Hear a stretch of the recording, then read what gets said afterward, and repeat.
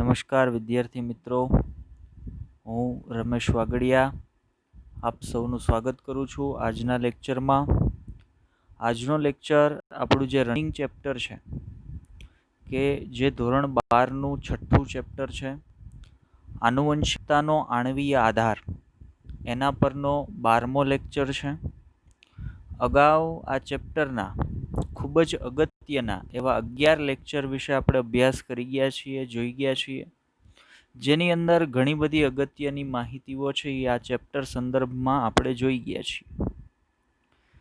છેલ્લા લેક્ચરની વાત કરીએ તો છેલ્લા લેક્ચરની અંદર આપણે ડીએનએના સ્વયંજનનની જે કાર્યપ્રણાલી છે એના સંદર્ભનો અભ્યાસ કર્યો હતો કે ભાઈ ડીએનએનું સ્વયંજનન કઈ રીતે થાય છે, કેવા કેવા ઉત્સેચકો છે એની અંદર કાર્યરત હોય છે, સૌથી પહેલાં કયા ઉત્સેચક કામ કરે છે, એના પછી બીજા કયા ઉત્સેચક આવે છે, કયા ઉત્સેચકનું કાર્ય ડીએનએના કુંતલોને ખોલવાનું છે, ત્યાર પછી કયા ઉત્સેચકોનું કાર્ય છે એ નવી પોલીન્યુક્લિયોટાઇડ શૃંખલા બનાવવાનું છે, કયો ઉત્સેચક 5' to 3' કામ કરે છે, કઈ શૃંખલાને અગ્રેસર શૃંખલા કહેવાય, કઈ શૃંખલાને વિલંબિત શૃંખલા કહેવાય, ઓકાઝાકી ફ્રેગમેન્ટ, ઓકાઝાકીના ટુકડા એટલે શું છે, આ બધી માહિતી સંદર્ભ આપણે છેલ્લા લેક્ચરની અંદર વાત કરી ગયા છીએ. પછીના દિવસે એટલે કે રવિવારના દિવસે આપણે તમને રિવિઝન માટેનો એક દિવસનો સમય આપ્યો હતો કે ભાઈ વીકેન્ડ છે તો વીકની અંદર જેટલા ટોપિક આપણે ભણી ગયા છીએ એક વખત એનું રિવિઝન કરી લઈએ. ચેપ્ટર જે આપણે ભણી રહ્યા છીએ એ તમામ એક્ઝામની દ્રષ્ટિએ ખૂબ જ અગત્યનું ચેપ્ટર છે. આ ચેપ્ટરની અંદરથી પ્રશ્નો પૂછાવવા ફરજિયાત છે અને ચેપ્ટર એવું પણ નથી કે ભાઈ તમે ગોખી લેશો અને તમને યાદ રહી જશે અને તમે પ્રશ્નોના જવાબ આપી શકશો. તમારે દરેક ટોપિકને વ્યવસ્થિત રીતે એટેન્ટિવ રહી અને સમજવાનો છે. એક વખત આ ટોપિક તમને સમજાઈ જાય ત્યારબાદ બહુ ઇઝીલી આ ચેપ્ટરમાંથી પૂછાતા પ્રશ્નોના તમે જવાબ આપી શકશો, એને અંદરથી માર્ક છે એ પ્રાપ્ત કરી શકશો. ચાલો, તો એ સંદર્ભની ચર્ચા આપણે જવા દઈએ છીએ. આપણે આજના લેક્ચર પર આવીએ. ભાઈ આજના લેક્ચરની અંદર આપણે કઈ બાબતની વાત કરવાના છીએ તો ધ્યાન આપો. આપણે જે ચેપ્ટરની શરૂઆત કરી એ ચેપ્ટર છે આનુવંશિકતાનો આણ્વીય આધાર. મતલબ એવો કયો અણુ છે કે જે આનુવંશિકતા માટે જવાબદાર છે, એના વિશે આ ચેપ્ટરની અંદર આપણે અભ્યાસ કરવાના છીએ. જેમાં શરૂઆત આપણે ક્યાંથી કરી હતી?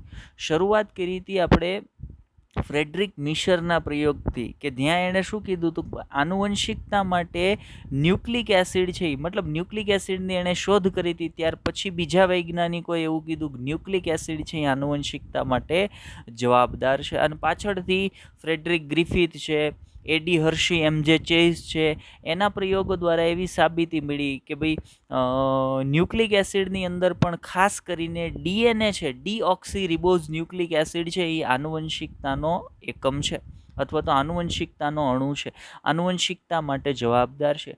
અને આપણને એવા પ્રયોગો પણ સામે આવ્યા કે જેણે એવી પણ સાબિતી આપી કે અમુક વાયરસની અંદર કે જેમાં ડીએનએ આવેલો હોતો નથી, એની અંદર આરએનએ છે એ પણ આનુવંશિક દ્રવ્ય તરીકે વર્તે છે. મતલબ એક બાબત એવી ક્લિયર થઈ જાય છે કે ભાઈ આનુવંશિકતાના અણુ તરીકે કોણ વર્તે છે? કે ભાઈ ન્યુક્લિક એસિડ. મતલબ આ ચેપ્ટરની અંદર આપણે કમ્પ્લીટલી ન્યુક્લિક એસિડ બેઝ વાત કરવાની છે, ન્યુક્લિક એસિડના સંદર્ભમાં વાત કરવાની છે. હવે ન્યુક્લિક એસિડના સંદર્ભમાં પહેલી આપણે વાત કરી હતી ડીઓક્સી રિબોઝ ન્યુક્લિક એસિડની. ડીઓક્સી રિબોઝ ન્યુક્લિક એસિડ સંદર્ભે આપણે એનું બંધારણ જોયું, એનું સ્ટ્રક્ચર વિશે વાત કરી, કયા પ્રકારે એની ગોઠવણી હોય છે, એના બંધારણમાં ક્યાં નાઇટ્રોજન બેઝ આવેલા હોય, પેન્ટોઝ શર્કરા સંદર્ભની વાત કરી, ન્યુક્લિયોસાઇડ, ન્યુક્લિયોટાઇડ, કઈ રીતે પોલીન્યુક્લિયોટાઇડ શૃંખલા બને, કઈ રીતે ડીએનએનો મોલિક્યુલ બને, એનું સ્વયંજનન કઈ રીતે થાય, આ તમામ માહિતી અગાઉના લેક્ચરોની અંદર આપણે જોઈ ગયા છીએ. આ તમામ માહિતી આપણે અગાઉના લેક્ચરોની અંદર જોઈ ગયા છીએ. આજના લેક્ચરથી આપણે જે ન્યુક્લિક એસિડનો વધેલો ભાગ છે ને એનો અભ્યાસ શરૂ કરીશું. મતલબ વધેલો ભાગ એટલે ન્યુક્લિક એસિડમાં ડીઓક્સી રિબોઝ ન્યુક્લિક એસિડનો મેં અભ્યાસ કરી લીધો, તો હવે ન્યુક્લિક એસિડમાં બાકી કોણ રહ્યું? રિબોઝ ન્યુક્લિક એસિડ, મતલબ કે RNA. DNA ને કમ્પ્લીટલી આપણે ભણી લીધા. હવે બાકી કોણ રહ્યું ન્યુક્લિક એસિડમાં? તો ભાઈ RNA. મતલબ આજના લેક્ચરથી આપણે ન્યુક્લિક એસિડના બીજા ભાગ સ્વરૂપે રિબોઝ ન્યુક્લિક એસિડ RNA ના અભ્યાસની શરૂઆત કરવાના છીએ. ચાલો તો આજના લેક્ચરની શરૂઆત કરીએ અને જોઈએ કે ભાઈ રિબોઝ ન્યુક્લિક એસિડ સંદર્ભે આપણે કેવી કેવી માહિતીઓની વાત કરવાની છે. રિબોઝ ન્યુક્લિક એસિડનું બંધારણ કેવું હશે, એ કેવો મોલેક્યુલ છે, આ તમામ માહિતીઓ સંદર્ભે આગળના હવે લેક્ચરોની અંદર આપણે અભ્યાસ કરવાના છીએ. ચલો આજના લેક્ચરની શરૂઆત કરીએ. આપણે શેનો અભ્યાસ કરવાનો છે? તો આજે આપણે વાત કરવાની છે RNA એટલે કે રિબોઝ ન્યુક્લિક એસિડના સંદર્ભમાં આપણે વાત કરવાના છીએ. હવે રિબોઝ ન્યુક્લિક એસિડ એટલે શું છે, એના બંધારણની અંદર શું હશે? તો આપણે જ્યારે મતલબમાં DNA નું બંધારણ ભણવાની શરૂઆત કરી ત્યારે એવી વાત કરી હતી, અથવા તો ન્યુક્લિક એસિડની વાત કરતા ત્યારે એવી વાત કરી હતી કે ભાઈ ન્યુક્લિક એસિડ બે પ્રકારના હોય. એક હોય ડીઓક્સી રિબોઝ ન્યુક્લિક એસિડ અને એક હોય રિબોઝ ન્યુક્લિક એસિડ. બેયમાં તફાવત શું છે? માનો બે છે એ ન્યુક્લિયોટાઇડના પોલિમર છે. પહેલી વાત તો બંને કેવા છે? ન્યુક્લિયોટાઇડના પોલિમર છે. તો બંનેની અંદર તફાવત શું છે? તો ભાઈ DNA છે ને ડીઓક્સી રિબો ન્યુક્લિયોટાઇડ. ધ્યાનથી સાંભળજો, DNA છે એ ડીઓક્સી રિબો ન્યુક્લિયોટાઇડ ના પોલિમર છે, જ્યારે RNA છે એ રિબોઝ ન્યુક્લિયોટાઇડના પોલિમર છે. એક ડીઓક્સી રિબો ન્યુક્લિયોટાઇડનો પોલિમર છે, એક રિબોઝ ન્યુક્લિયોટાઇડનો પોલિમર છે. મતલબ તફાવત ક્યાં છે? તો ભાઈ તફાવત છે બંનેના બંધારણમાં આવેલ એક સ્ટ્રક્ચર. તફાવત ક્યાં છે? તફાવત છે બંનેના બંધારણમાં આવેલ એક રચના, જેને આપણે કહીએ છીએ પેન્ટોઝ શર્કરા. DNA ના બંધારણમાં આવેલી પેન્ટોઝ શર્કરા છે એ ડીઓક્સી રિબોઝ શર્કરા છે. એને આપણે કઈ રીતે દર્શાવીએ? તો એને તમે આમ લખી શકો ને, C6 નહીં આવે, C5. પેન્ટોઝ શર્કરા છે એટલે C5H10. DNA ના બંધારણમાં છે તો C5H10O4. એક ઓક્સિજન ઓછો છે, O4 આવશે. હવે જો એની જગ્યાએ રિબોઝ શર્કરાની વાત કરતા હોય તો C5H10O5. આ રિબોઝ શર્કરાની વાત છે. અને રિબોઝ શર્કરા ક્યાં આવેલી છે? તો ભાઈ RNA ના બંધારણમાં. તો DNA અને RNA વચ્ચે એક તફાવત મને ખબર પડી ગઈ કે ભાઈ DNA ના બંધારણની અંદર આવેલી જે પેન્ટોઝ શર્કરા છે, DNA ના બંધારણમાં આવેલી જે પેન્ટોઝ શર્કરા છે એ ડીઓક્સી રિબોઝ શર્કરા છે, જ્યારે RNA ના બંધારણમાં આવેલી જે શર્કરા છે એ રિબોઝ શર્કરા છે. એકને C5H10O4 થી દર્શાવાય, એકને C5H10O5 થી દર્શાવાય. મતલબ એકના બંધારણમાં એક ઓક્સિજન છે એ ઓછો હોય છે. બીજો તફાવત DNA અને RNA વચ્ચે શું છે? તો યાદ કરજો, DNA ના બંધારણમાં આવેલો હોય નાઇટ્રોજન બેઝ, એવી જ રીતે RNA ના બંધારણમાં પણ આવેલ છે નાઇટ્રોજન બેઝ. હવે DNA ના બંધારણમાં જે નાઇટ્રોજન બેઝ છે એમાં પ્યુરિન અને પિરિમિડિન પ્રકારના, RNA માં પણ પ્યુરિન અને પિરિમિડિન પ્રકારના હશે. પણ DNA ના બંધારણની અંદર જે પિરિમિડિન છે, પિરિમિડિન એ ક્યાં ક્યાં હશે? તો DNA ના બંધારણમાં હશે થાઇમિન અને સાઇટોસિન. આ બે પિરિમિડિન હશે. અને પ્યુરિનમાં કોણ હોય? એડેનિન અને ગ્વાનિન. આ બંને પ્યુરિન છે, જ્યારે થાઇમિન અને સાઇટોસિન આ બંને પિરિમિડિન છે. હવે એની કમ્પેરિઝનમાં હું RNA ની વાત કરતો હોય તો RNA ના બંધારણમાં પ્યુરિન કોણ કોણ છે અને પિરિમિડિન કોણ કોણ છે? તો RNA ના બંધારણમાં પ્યુરિનમાં તો એડેનિન અને ગ્વાનિન જ છે, પણ પિરિમિડિનમાં થાઇમિનની જગ્યાએ, જ્યાં DNAમાં થાઇમિન છે ત્યાં RNA ની અંદર કોણ હશે? યુરેસિલ હશે. અને સાઇટોસિન એઝ યુઝ્યુઅલ આવેલો હશે. મતલબ નાઇટ્રોજન બેઝના બંધારણમાં પણ બેયનામાં ફેર છે. શું ફેર છે?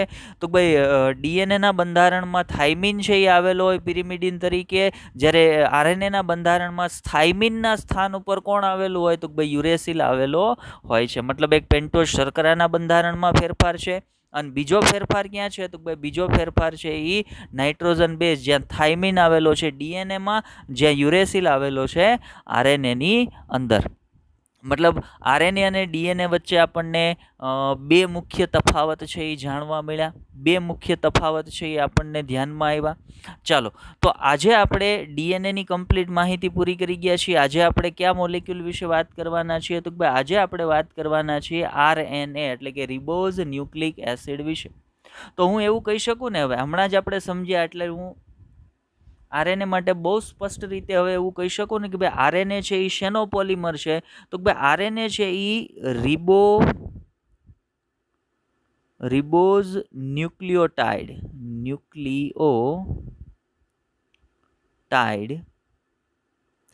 નો પોલિમર છે. પોલિમર એટલે જ્યારે ઘણા બધા રિબોન્યુક્લિયોટાઇડ એકબીજા સાથે જોડાય. જો એક રિબોન્યુક્લિયોટાઇડ હોય તો એને મોનોમર કહેવાય, બે ભેગા થાય ત્યારે એને ડાયમર કહેવાય, અને ઘણા બધા ભેગા થાય ત્યારે એને પોલિમર કહેવાય. તો ઘણા બધા રિબોન્યુક્લિયોટાઇડ છે એ એકબીજા સાથે જોડાય. કયા બંધથી જોડાય? તો ભાઈ એ જોડાશે ફોસ્ફોડાયએસ્ટર બંધથી. ન્યુક્લિયોટાઇડ વચ્ચે કયો બંધ બને? ફોસ્ફોડાયએસ્ટર બંધ બનશે. તો ઘણા બધા રિબોન્યુક્લિયોટાઇડ એકબીજા સાથે જોડાય એટલે રિબોન્યુક્લિયોટાઇડનો પોલિમર બનશે. અને એ જ રિબોન્યુક્લિયોટાઇડના પોલિમરને શું કહેવાય? તો ભાઈ રિબોઝ ન્યુક્લિક એસિડ આરએનએ તરીકે ઓળખવામાં આવે છે.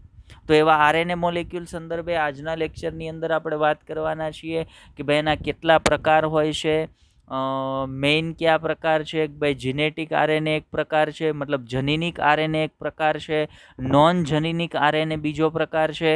જનીનિક શું કામ કરે છે, નોન જનીનિક શું કામ કરે છે, નોન જનીનિકના પાછા કેટલા પેટા પ્રકાર પડે છે, આ તમામ માહિતી સંદર્ભ આજના લેક્ચરની અંદર આપણે વાત કરવાના છીએ. ચાલો તો લેક્ચરની અંદર આગળ વધીએ. તો આપણે આજે વાત કરવાના છીએ આરએનએ રિબોઝ ન્યુક્લિક એસિડ વિશે વાત કરવાના છીએ. તો શું કીધું છે જુઓ, પહેલી સ્લાઇડમાં જ આપણે રિબોઝ ન્યુક્લિક એસિડ વિશે તમને માહિતી આપી છે કે ભાઈ આરએનએ એટલે કે રિબોઝ ન્યુક્લિક એસિડ એટલે આરએનએ રિબોઝ ન્યુક્લિક એસિડ એટલે શું છે? તો ભાઈ રિબોઝ ન્યુક્લિક એસિડ એટલે કે જુઓ આ રિબોન્યુક્લિયોટાઇડનો પોલિમર છે. આ રિબોન્યુક્લિયોટાઇડનો પોલિમર છે. મતલબ આના બંધારણમાં જે ન્યુક્લિયોટાઇડ આવેલા છે એની રચનામાં જે પેન્ટોઝ શર્કરા છે એ કઈ હશે? રિબોઝ શર્કરા હશે. એટલા માટે એ ન્યુક્લિયોટાઇડને રિબોઝ ન્યુક્લિયોટાઇડ કહેવાય. અને એવા ઘણા બધા રિબોઝ ન્યુક્લિયોટાઇડના સંયોજનથી એની વચ્ચે કયો બંધ બનશે? ફોસ્ફોડાયએસ્ટર બંધ બનશે. તો ફોસ્ફોડાયએસ્ટર બંધના પરિણામ સ્વરૂપે ઘણા બધા રિબોન્યુક્લિયોટાઇડ એકબીજા સાથે જોડાય ત્યારે એનો પોલિમર બને. એ જ રિબોન્યુક્લિયોટાઇડનો પોલિમર એટલે એને શું કહેવાય? તો ભાઈ એને જ આરએનએ તરીકે ઓળખવામાં આવે છે. હવે વાત આવે આરએનએના કેટલા પ્રકાર છે. તો આરએનએના એટલે કે રિબોન્યુક્લિક એસિડના મુખ્ય બે પ્રકાર પડે છે. રિબોઝ ન્યુક્લિક એસિડના મુખ્ય બે પ્રકાર. પેટા પ્રકાર બીજા આવશે, ન્યાયની વાત કરીશ. મેઇન યાદ રાખજો, આરએનએ એટલે કે રિબોઝ ન્યુક્લિક એસિડના મુખ્ય બે પ્રકાર પડે છે. કયા બે પ્રકાર પડે છે? તો યાદ રાખજો, પહેલો પ્રકાર છે એને કહેવાય જનીનિક આરએનએ, અથવા એનું બીજું નામ છે વાયરલ આરએનએ. હવે જનીનિક આરએનએ એટલે તો ભાઈ એવો આરએનએ જે જનીન દ્રવ્ય તરીકે વર્તતો હોય. એક્સપેરિમેન્ટ એક મેં તમને ભણાવ્યો છે, યાદ કરજો. એક્સપેરિમેન્ટનું નામ હતું TMV એક્સપેરિમેન્ટ, મતલબ tobacco mosaic virus experiment. Tobacco mosaic virus એક્સપેરિમેન્ટની અંદર આપણે બહુ સ્પષ્ટપણે ભણ્યા હતા કે આ જે વાયરસ છે TMV વાયરસ, એ વાયરસ પાસે ડીએનએ નથી હોતો. એની અંદર માત્ર શું હોય? આરએનએ અને પ્રોટીન. અને એના જનીન દ્રવ્ય તરીકે કોણ વર્તે છે? તો ભાઈ આરએનએ વર્તે છે. મતલબ એવો આરએનએ કે જે જનીન દ્રવ્ય તરીકે વર્તતો હોય એવા આરએનએને જનીનિક આરએનએ કહેવાય. અને જનીન દ્રવ્ય તરીકે આરએનએ માત્ર વાયરસની અંદર જ હોય છે, એટલે એવો જનીનિક આરએનએ છે એને બીજું નામ શું આપવામાં આવે? તો ભાઈ એને વાયરલ આરએનએ તરીકે પણ ઓળખવામાં આવે છે. જો શું કીધું છે, માત્ર અમુક વાયરસમાં જ હાજર હોય છે. અમુક વાયરસની અંદર જ, કેમ કે આપણે જાણીએ છીએ કે ભાઈ અમુક વાયરસ એવા છે કે જેની અંદર ડીએનએ નથી, ત્યાં આરએનએ છે એ જનીન દ્રવ્ય તરીકે વર્તે છે. તો એવો આરએનએ જે જનીન દ્રવ્ય તરીકે વર્તે છે એને જનીનિક આરએનએ તરીકે ઓળખાય, અથવા એનું બીજું નામ એને વાયરલ આરએનએ તરીકે પણ ઓળખવામાં આવે છે. હવે માનો આરએનએનો બીજો પ્રકાર, એના પર જઈએ કે ભાઈ જે આરએનએ જનીનિક દ્રવ્ય તરીકે વર્તતો નથી. એક આરએનએનો પ્રકાર એવો થઈ ગયો કે જે આરએનએ જનીન દ્રવ્ય તરીકે વર્તે છે, તો એને જનીનિક આરએનએ અથવા વાયરલ આરએનએ કહી દીધો. બીજો પ્રકાર જે આરએનએ નો છે એને આપણે કહેશું નોન જનીનિક આરએનએ. નોન જનીનિક આરએનએ એટલે તો ભાઈ કોષમાં કે સજીવ શરીરમાં આવેલો એવો આરએનએ. ધ્યાન આપજો, કોષમાં કે સજીવ શરીરમાં આવેલો એવો આરએનએ કે જે જનીન દ્રવ્ય તરીકે વર્તતો નથી. જે જનીન દ્રવ્ય તરીકે વર્તતો નથી. હા, જનીનિક માહિતીનું વહન કરવા માટે અગત્યનો છે. ઈ આરએનએ જનીનિક માહિતીનું વહન કરે છે. જનીનિક માહિતીનું વહન એટલે એક પેઢીમાંથી બીજી પેઢીમાં વહન કહીએ, ઈ વહન નહીં. ઈ વહન તો ડીએનએ કરે છે, જેને આપણે આનુવંશિકતા કહીએ છીએ. તો આનુવંશિકતા માટે જવાબદાર નથી એવો આરએનએ કે જે આનુવંશિકતા માટે જવાબદાર નથી, જે જનીન દ્રવ્ય તરીકે વર્તતો નથી, માત્ર ને માત્ર જનીનિક માહિતીનું વહન કરે છે. મતલબ ડીએનએ પર જે માહિતી હશે, ડીએનએ પર જે માહિતી હશે, જેને આપણે જનીનિક માહિતી કહીએ છીએ, એ ડીએનએ પર રહેલી માહિતીને વહન કરાવવાનું, એના આધારે કાર્ય કરાવવાનું કામ કોના દ્વારા થતું હશે? તો ભાઈ નોન જનીનિક આરએનએ દ્વારા થતું હશે. અત્યારે કદાચ તમને કન્ફ્યુઝન થશે, હજી થોડીક ડિટેલમાં લેક્ચરમાં આગળ વધશું એટલે આના સંદર્ભ માહિતી આવશે, એટલે તમે બહુ સ્પષ્ટ ક્લિયર થઈ જશો કે ભાઈ નોન જનીનિક આરએનએ એટલે શું. અત્યારે માત્ર એટલું યાદ રાખવું કે એવો આરએનએ જે જનીન દ્રવ્ય તરીકે વર્તતો નથી અને નોન જનીનિક આરએનએ તરીકે ઓળખવામાં આવે. તો એ જનીન દ્રવ્ય તરીકે વર્તતો નથી તો એ બીજું શું કામ કરતો હશે? તો જો અહીંયા મેં લખી દીધું, આ જનીનિક માહિતીના પ્રવાહ માટે જવાબદાર છે. જનીનિક માહિતીનો પ્રવાહ એટલે તો સમજો કે ડીએનએ પાસે માહિતી છે, ડીએનએ પાસે જનીન છે, ને જનીન ઉપર નિશ્ચિત માહિતી હોય, ને એ માહિતી શેના માટેની હોય? નિશ્ચિત પ્રકારના પ્રોટીન બનાવવા માટે. પણ ડીએનએ પર જે માહિતી છે ને, એ માહિતી સીધી ડીએનએ છે ને એ પ્રોટીન બનાવવા માટે નથી આપતો, પણ ડીએનએ પહેલાં શું કરે? તો ભાઈ ડીએનએ છે એ એમઆરએનએ ને માહિતી આપે. મતલબ ડીએનએ શું કર્યું? પોતાની માહિતીનું વહન કરાવ્યું. એ વહન કોના દ્વારા થયું? એમઆરએનએ દ્વારા થયું. અને પછી એમઆરએનએ છે ને આની અંદરથી પ્રોટીન બનાવે. મતલબ આ પ્રોટીન માટેની માહિતી કોની પાસે હતી? ડીએનએ પાસે. પણ ડીએનએ ડાયરેક્ટ એ માહિતી નથી આપી. મતલબ ડીએનએ ડાયરેક્ટ પોતાની માહિતી દ્વારા પ્રોટીન નથી બનાવ્યું, પણ ડીએનએ પહેલાં માહિતીનું વહન કરાવ્યું. કોના દ્વારા? આરએનએ દ્વારા. મતલબ આ જે આરએનએની આપણે વાત કરીએ, જેને નોન જનીનિક આરએનએ કે એ જનીન દ્રવ્ય તરીકે નથી વર્તતો, પણ જનીનિક માહિતીના પ્રવાહ માટે જરૂરી હોય છે. તો હવે આપણે આરએનએના બંને પ્રકાર માટે ક્લિયર થઈ ગયા છું. આજના લેક્ચરમાં આપણે નોન જનીનિક આરએનએના જે પેટા પ્રકારો છે એના સંદર્ભ વાત કરવાના છીએ. બીજું, આજનો જે લેક્ચર છે એ એનસીઈઆરટીની અંદર બહુ ટૂંકાણમાં આપેલો છે. બહુ એટલે બહુ અતિશય ઓછી માહિતી આ સંદર્ભમાં આપી છે. તો આજનો લેક્ચર છે એ ખૂબ જ ઇમ્પોર્ટન્ટ છે. આ સંદર્ભની માહિતી પૂછાય છે ડિટેલમાં, એનસીઈઆરટીમાં ભલે ઓછા પ્રમાણમાં આપેલી છે. તો ધ્યાનથી આપણે બધાએ લેક્ચરને સમજીએ, આગળ વધીએ લેક્ચરની અંદર. તો સૌથી પહેલાં મેં તમને કીધું એમ આજે આપણે કઈ બાબત પર વાત કરવાના છીએ? તો ભાઈ નોન જનીનિક આરએનએ પર. હવે નોન જનીનિક આરએનએ પર જઈએ એ પહેલાં આપણે એકાદ બે પ્રશ્ન જોઈ લઈએ. બરાબર, પ્રશ્ન શું છે?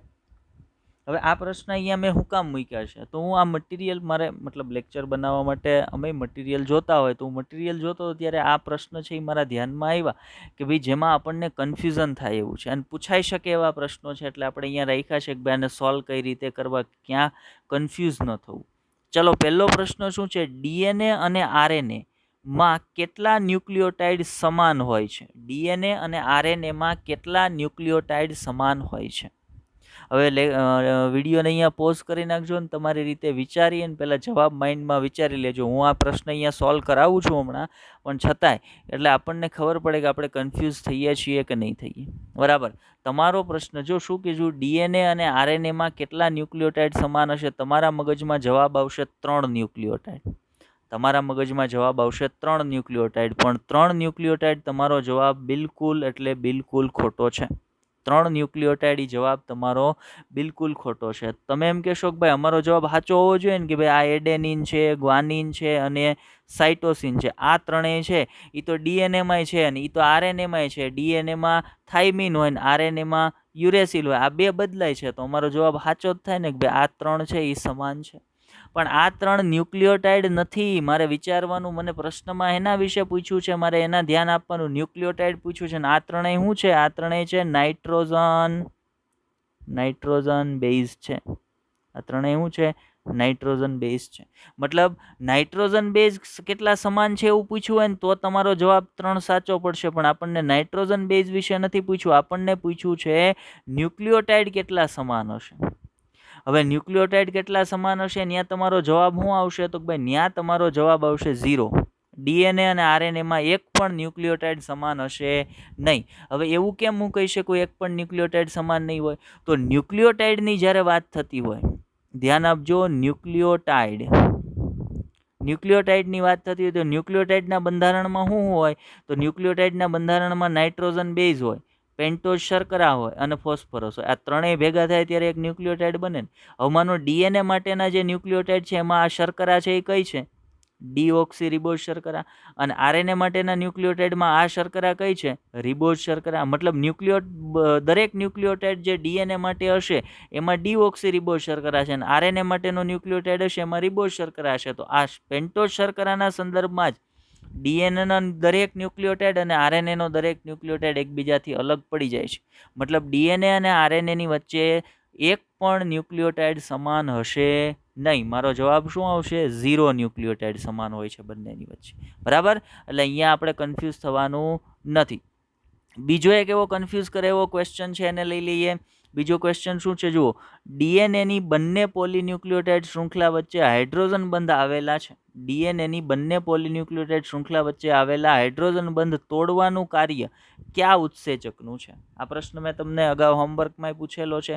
એટલે તમે સીધું એમ કહેશો કે ભાઈ હેલિકેઝ. તમારો જવાબ બિલકુલ ખોટો નથી, તમારો જવાબ સાચો છે. પણ ક્યારેક ઓપ્શનમાં જો હેલિકેઝ અને બીજું એક નામ આપ્યું હોય ટોપો આઇસોમરેઝ, બે નામ આપ્યા હોય, બરાબર, તો સાચો જવાબ તમારે લખવાનો ટોપો આઇસોમરેઝ. હવે મેં અહીંયા હેલિકેઝ અને ટોપો આઇસોમરેઝ તો બંને એક જ થાય છે ને. આપણે તો એવું કીધું છે કે ભાઈ હેલિકેઝનું જ બીજું નામ છે ટોપો આઇસોમરેઝ, પણ એમ કીધું છે ટોપો આઇસોમરેઝ 1, તો આપણો જવાબ શું હશે? ટોપો આઇસોમરેઝ જ. પણ એમ કીધું હોય કે ભાઈ એ અને બી બંને, તો સાચો જવાબ એ અને બી બંને થશે. મતલબ ઓપ્શન કયા પ્રકારના આપ્યા છે એના આધારે તમારો જવાબ છે એ બદલશે. જો ટોપો આઇસોમરેઝ છે જ નહીં તો હેલિકેઝ સાચો જવાબ છે. ઓપ્શનની અંદર હેલિકેઝ છે અને ટોપો આઇસોમરેઝ છે તો ટોપો આઇસોમરેઝ સાચો જવાબ છે. અને ઓપ્શનમાં એક ઓપ્શન એવો છે કે જે ઓપ્શનમાં એમ કીધું છે કે હેલિકેઝ અને ટોપો આઇસોમરેઝ બંને સાચા છે, તો સાચો આન્સર તમારો ઈ થશે. બરાબર? તો આવા પ્રશ્નોમાં મારે કન્ફ્યુઝ થવાનું નથી. ચાલો આગળ વધીએ. આજના લેક્ચરમાં આપણે જે સંદર્ભની વાત કરવાની છે એના પર આવીએ. તો મેં કીધું એમ પહેલાં આજે આપણે શેના પર વાત કરવાના છીએ? તો ભાઈ નોન જનીનિક આરએનએ પર વાત કરવાના છીએ. ચલો શું વાત કરીએ? નોન જનીનિક આરએનએ. મેં તમને આગળ કીધું જે આરએનએ જનીન દ્રવ્ય તરીકે વર્તતો નથી અને નોન જનીનિક આરએનએ કહેવાય. તો આ આરએનએનું કામ શું છે? બરાબર, જો પહેલા જ મુદ્દામાં કીધું કે આ આરએનએ જનીન દ્રવ્ય જનીનિક માહિતીનો સંગ્રહ કરતો નથી, એટલે કે જનીન દ્રવ્ય તરીકે વર્તતો નથી, એટલા માટે જેને નોન જનીનિક આરએનએ કીધો. તો પ્રશ્ન એ થાય કે તો એનું કાર્ય શું છે? તો ભાઈ એનું કાર્ય છે પ્રોટીન સંશ્લેષણ કરાવવાનું. હવે પ્રોટીન સંશ્લેષણ માટેની માહિતી કોના પર હોય? ડીએનએ પર. પણ ડીએનએ સીધો પ્રોટીન સંશ્લેષણમાં ભાગ લેતો નથી, એટલે ડીએનએ પર જે માહિતી છે એનું વહન કરાવવું. ડીએનએ પર જે માહિતી છે એના આધારે પ્રોટીન સંશ્લેષણ થવા માટે ડીએનએ પોતાની માહિતી છે એ આરએનએ દ્વારા વહન કરાવશે. આરએનએ એ ડીએનએની માહિતી લઈને આવશે અને એ માહિતી આધારિત પછી પ્રોટીન સંશ્લેષણ થશે. મતલબ આ જે આરએનએ છે જેને નોન જનીનિક આરએનએ કહીએ, એનું કાર્ય છે આ આરએનએ પ્રોટીન સંશ્લેષણ માટે જરૂરી છે, જનીનિક માહિતીના પ્રવાહ માટે જરૂરી છે. ક્યાંથી ક્યાં? ડીએનએ પાસેથી પ્રોટીન બનાવવા સુધી. આ બંને વચ્ચે લિંક કોણ હશે? આ બંને વચ્ચે લિંક હશે આરએનએ. ડીએનએ પાસે જે માહિતી છે એમાંથી પ્રોટીન બનાવવા માટે એ માહિતીને આરએનએને મળવું પડે. મતલબ ડીએનએ પાસેથી પ્રોટીન સંશ્લેષણ સુધી માહિતીનું વહન કોણ કરાવે છે? તો આરએનએ છે એ માહિતીનું વહન કરાવે. મતલબ આ આરએનએનું સૌથી અગત્યનું કાર્ય કયું થયું? તો પ્રોટીન સંશ્લેષણ. મતલબ પ્રોટીન સંશ્લેષણ માટે નોન જનીનિક આરએનએ છે એ જરૂરી છે. હવે પ્રશ્ન એ થાય નોન જનીનિક આરએનએના પેટા પ્રકાર પડે છે ભાઈ? તો હા, નોન જનીનિક આરએનએના ફરી પાછા 3 પેટા પ્રકાર પડે છે. નોન જનીનિક આરએનએના ફરી પાછા 3 પેટા પ્રકાર પડે છે. કયા 3 પેટા પ્રકાર પડે છે? યાદ રાખજો. પહેલો પેટા પ્રકાર રિબોઝોમલ આરએનએ, એને શોર્ટમાં કહેવાય small R RNA. Ribosomal RNA અથવા એને કહેવાય શોર્ટમાં સ્મોલ આરએનએ. બીજો પેટા પ્રકાર નોન જનીનિક આરએનએનો છે સંદેશાવાહક આરએનએ અથવા મેસેન્જર આરએનએ. એને શોર્ટમાં કહેવાય સ્મોલ એમ આરએનએ. સ્મોલ એમ એટલે મેસેન્જર અને આરએનએ મતલબ નોન જનીનિક આરએનએનો પહેલો પ્રકાર છે રિબોઝોમલ આરએનએ, સ્મોલ આરએનએ. બીજો પ્રકાર છે સંદેશાવાહક આરએનએ એટલે કે સ્મોલ એમ આરએનએ, મેસેન્જર આરએનએ. ત્રીજો પ્રકાર છે ટ્રાન્સફર આરએનએ. ટ્રાન્સફર આરએનએને શોર્ટમાં કહેવાય ટીઆરએનએ. ટ્રાન્સફર આરએનએનું બીજું નામ છે સોલ્યુબલ આરએનએ. ટ્રાન્સફર આરએનએનું બીજું નામ છે સોલ્યુબલ આરએનએ. ઇમ્પોર્ટન્ટ માહિતી છે. ટ્રાન્સફર આરએનએને ટીઆરએનએ, સોલ્યુબલ આરએનએ તરીકે પણ ઓળખવામાં આવે. આવો સિમ્પલ પ્રશ્ન નીટની અંદર પૂછાયેલો છે. નોન જનીનિક આરએનએના પેટા પ્રકાર કેટલા છે? તો ભાઈ 3 પેટા પ્રકાર ક્યાં છે? તો સ્મોલ આરએનએ, સ્મોલ એમ આરએનએ અને સ્મોલ ટી આરએનએ અથવા તો આપણે કહીએ રિબોઝોમલ આરએનએ, સંદેશાવાહક આરએનએ અને ટ્રાન્સફર આરએનએ. હવે આજે આપણે આ 3 આરએનએ સંદર્ભની વાત કરીશું. લેક્ચરનું ડ્યુરેશન પૂરું થશે ત્યાં સુધીમાં જેટલા આરએનએના પેટા પ્રકાર વિશે આપણે અભ્યાસ કરી શકીએ એટલા વિશે કરીશું. બરાબર. ચાલો તો આપણે શરૂઆત કોનાથી કરીશું? આપણે શરૂઆત કરીશું પહેલા પેટા પ્રકારથી એટલે કે રિબોઝોમલ આરએનએથી આપણે આપણી વાતની શરૂઆત કરીએ. તો જે નોન જનીનિક આરએનએ છે એ નોન જનીનિક આરએનએના 3 પેટા પ્રકારમાંથી પહેલો જે પેટા પ્રકાર છે એને આપણે શું કહીએ છીએ? તો ભાઈ પહેલો પેટા પ્રકાર છે એને આપણે કહીએ છીએ રિબોઝોમલ આરએનએ. હવે પહેલા આપણે એક વાતની ચોખવટ કરીએ કે એક શબ્દ આ આરએનએમાં છે રિબોઝોમલ. રિબોઝોમલ જેવો બીજો શબ્દ મેં ક્યાં સાંભળેલો છે? ક્યાંક સાંભળેલો હશે જ્યારે આપણે કોષ સજીવનો રચનાત્મક અને ક્રિયાત્મક એકમ અથવા તો સજીવના એકમ તરીકે કોષનો આપણે અભ્યાસ કરી ગયા હોય ને ત્યારે આપણે એક અંગિકા વિશે અભ્યાસ કરી ગયા હોય. એ અંગિકાને કહેવાય રિબોઝોમ્સ. અંગિકાની અંદર આપણે પટલમય અંગિકાઓ, પટલવિહીન અંગિકાઓ, એમાં એક અંગિકા આપણે ભણ્યા હોય જે પટલવિહીન અંગિકા હતી જેને આપણે રિબોઝોમ્સ તરીકે ઓળખીએ છીએ. બરાબર. જેમાં આપણે ભણ્યા હોય સુકોષ કેન્દ્રીય કોષની અંદર રિબોઝોમ્સ આવેલી હોય. આદિકોષ કેન્દ્રીય કોષમાં સુકોષ કેન્દ્રીય કોષનું રિબોઝોમ 70S હતું. આદિકોષ કેન્દ્રીય કોષનું રિબોઝોમ 80S હતું. તો આ રિબોઝોમ વિશે આપણે ત્યાં અભ્યાસ કરી ગયા છીએ. ત્યાં આવો કંઈક શબ્દ રિબોઝોમલ જેવો શબ્દ મને ધ્યાનમાં આવ્યો હતો, રિબોઝોમ્સ. હવે આ રિબોઝોમલ આરએનએ અને રિબોઝોમ્સ વચ્ચે કોઈ સંબંધ છે કે નહીં? તો ભાઈ હા, એની વચ્ચે બહુ ગાઢ સંબંધ છે. શું સંબંધ છે પહેલા એના સંદર્ભમાં વાતને સમજીએ. તો રિબોઝોમ્સનું બીજું નામ છે રિબોન્યુક્લિયોપ્રોટીન પાર્ટિકલ, આરએનપી. ફરી વખત કહું છું, આરએનપી. રિબોઝોમ્સને બીજું શું કહેવાય? રિબોઝોમ્સને બીજું આરએનપી પણ કહેવાય. આરએનપી એટલે શું? આરએનપી એટલે રિબોન્યુક્લિયોપ્રોટીન પાર્ટિકલ. આરએનએને બીજું શું કહેવાય? રિબોન્યુક્લિયોપ્રોટીન પાર્ટિકલ. હવે આવું શું કામ કીધું છે? તો રિબોઝોમ્સના બંધારણની અંદર એક હોય આરએનએ એટલે કે રિબોઝોમલ આરએનએ પ્લસ એના બંધારણમાં શું હોય? પ્રોટીન. મતલબ રિબોઝોમ્સ 2 ઘટકથી બનેલ હોય. રિબોઝોમ્સના બંધારણમાં મુખ્ય 2 ઘટક હોય. કયા 2 ઘટક હોય? એક હોય રિબોઝોમલ આરએનએ પ્લસ બીજું એના બંધારણમાં હોય પ્રોટીન. હવે આ 2 ઘટકથી બનેલ પાર્ટિકલ એટલે નાના કણ જેવી રચનાને, નાની એકદમ સૂક્ષ્મ અંગિકા છે, કણ જેવી અંગિકા છે એટલે એને આપણે પાર્ટિકલ કીધું છે. તો એ કેવો પાર્ટિકલ છે? તો ભાઈ રિબોન્યુક્લિયોપ્રોટીન. એના બંધારણમાં રિબોન્યુક્લિક એસિડ છે અને પ્રોટીન આવેલ છે. મતલબ આરએનએ રિબોઝોમલ આરએનએ આવેલો છે પ્લસ એના બંધારણમાં પ્રોટીન આવેલું છે એટલે એને રિબોન્યુક્લિયોપ્રોટીન તરીકે ઓળખવામાં આવે છે. મતલબ રિબોઝોમલ આરએનએ ક્યાં આવેલો છે? રિબોઝોમલ આરએનએ છે એ રિબોઝોમ્સના બંધારણમાં આવેલો છે. અને એનું કામ શું છે? તો ભાઈ રિબોઝોમલ આરએનએ પ્રોટીન સંશ્લેષણ માટે સપાટી પૂરી પાડે છે. હવે રિબોઝોમલ આરએનએ તો ભાઈ નહીં, રિબોઝોમલ આરએનએ પ્રોટીન સંશ્લેષણ માટે સપાટી નથી પૂરી પાડતું. રિબોઝોમલ આરએનએ પ્રોટીન સંશ્લેષણ માટે સપાટી નથી પૂરી પાડતું. તો કોણ પ્રોટીન સંશ્લેષણ માટે સપાટી પૂરી પાડે છે? તો ભાઈ જેના બંધારણમાં રિબોઝોમલ આરએનએ આવેલ છે. કોના બંધારણમાં છે? તો ભાઈ રિબોઝોમ્સના બંધારણ. તો પ્રોટીન સંશ્લેષણ માટે સપાટી કોણ પૂરી પાડે છે? તો ભાઈ પ્રોટીન સંશ્લેષણ માટે સપાટી પૂરી પાડવાનું કામ છે રિબોઝોમ્સ, જેને આપણે એક અંગિકા તરીકે ભણી ગયા છીએ. તો આરએનપી પાર્ટિકલ યાદ રાખજો. રિબોઝોમલ આરએનએ રિબોઝોમ્સના બંધારણમાં આવેલો હોય છે, યાદ રાખજો. રિબોઝોમ્સના બંધારણમાં રિબોઝોમલ આરએનએ ઉપરાંત શું આવેલું હોય? તો ભાઈ પ્રોટીન આવેલું હોય છે. આ માહિતી આઈએમપી છે, ઇમ્પોર્ટન્ટ છે, ધ્યાનમાં લેજો. ચલો આગળ વાત કરીએ. તે રિબોઝોમ્સમાં હાજર હોય છે, બરાબર. તે આરએનએનો સૌથી સામાન્ય પ્રકાર છે. હવે નોન-જનીનિક આરએનએ કોષમાં કેટલા આવેલા છે? નોન-જનીનિક આરએનએ કોષમાં 3 પેટા પ્રકારના આવેલા છે, મતલબ 3 પ્રકારના હોય છે નોન-જનીનિક. સ્મોલ આર આરએનએ, સ્મોલ એમ આરએનએ અને સ્મોલ ટી આરએનએ. આગળની સ્લાઇડમાં જ મેં તમને ભણાવ્યું. આ ત્રણેયમાં સૌથી સામાન્ય આરએનએ કયો છે? આ ત્રણેયમાં સૌથી સામાન્ય આરએનએ કયો છે? તો ભાઈ આ ત્રણેયમાં સૌથી સામાન્ય આરએનએ છે આર આરએનએ, એટલે કે રિબોઝોમલ આરએનએ, બરાબર. કોષમાં હાજર કુલ આરએનએ, મતલબ એમાં બધા આવી ગયા, નોન જનીનિક આરએનએ બધા આવી ગયા, એટલે ટી આરએનએ આવી ગયો, ને એમ આરએનએ આવી ગયો, ને આર આરએનએ આવી ગયો. એને આપણે કુલ આરએનએ તરીકે લઈએ તો એ કુલ આરએનએના 70 થી 80% આરએનએ કયો છે? તો ભાઈ કુલ આરએનએના 70 થી 80% જેટલો આરએનએ છે ને એ રિબોઝોમલ આરએનએ છે. કુલ આરએનએ જે કોષના બંધારણમાં આવેલો છે એનો 70 થી 80% આરએનએ માત્ર કયો છે? તો ભાઈ 70 થી 80% આરએનએ છે એ રિબોઝોમલ આરએનએ છે. હવે આર આરએનએ એટલે કે રિબોઝોમલ આરએનએ કોષમાં હાજર બીજો એવો અણુ છે કે જે ચયાપચયિક રીતે સ્થાયી છે.